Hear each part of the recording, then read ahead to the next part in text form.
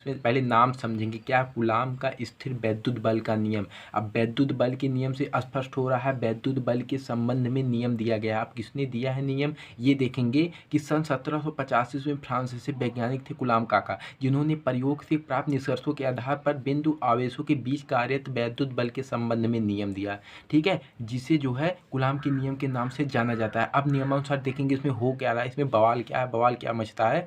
देखेंगे दो स्थिर बिंदु आवेश हैं, ठीक है, दो स्थिर बिंदु आवेश हैं के बीच लगने वाला आकर्षण अथवा प्रतिकर्षण बल दोनों आवेशों की मात्राओं के गुणनफल के अनुक्रमानुपाती तथा उनके बीच की दूरी के व्युत्क्रमानुपाती होता है।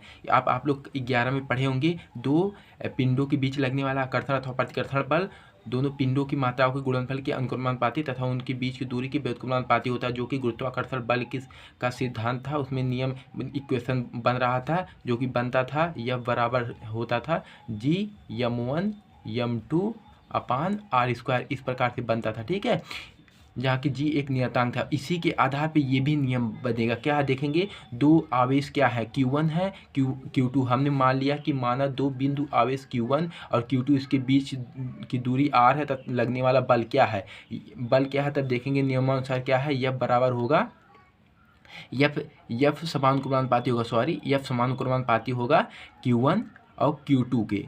क्यों, इनके गुणनफल के समानुक्रमानुपाती होता है। इक्वेशन नंबर फर्स्ट ध्यान से समझेंगे। अब दूसरा क्या बन रहा है कि F समानुक्रमानुपाती 1/r², इसके वर्ग के व्युत्क्रमानुपाती होता है, इसकी दूरी की वर्ग की व्युत्क्रमानुपाती होगा। Equation number second. अब आप लोग देखेंगे फर्स्ट सेकंड समीकरण 1 व 2 से, समीकरण 1 व 2 से, ठीक है, 1 व 2 से देखेंगे, क्या देखेंगे समीकरण 1 व 2 से। अब देखेंगे F बराबर क्या होगा, F समानुक्रमानुपाती होगा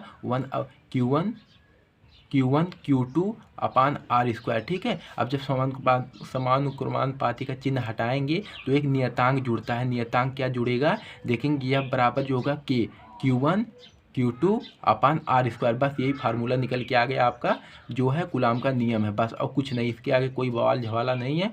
अब अगर आपको और इसमें जानना कुछ थोड़ा मोड़ा जानकारी दे दूँ, देखेंगे क्या है कि जो है के को आप क्या लिख सकते हैं, के बराबर 1/4 पाई एप्सिलॉन नॉट होता है, जो कि इसका मान होता है 9 × 10⁹ न्यूटन, बस और कोई बवाला नहीं है। बस इतना ही आएगा कूलाम का नियम, जो कि आपका स्पष्ट हो गया है। अगर आपको समझ में आ गया है तो एक थंब दे दीजिएगा। धन्यवाद।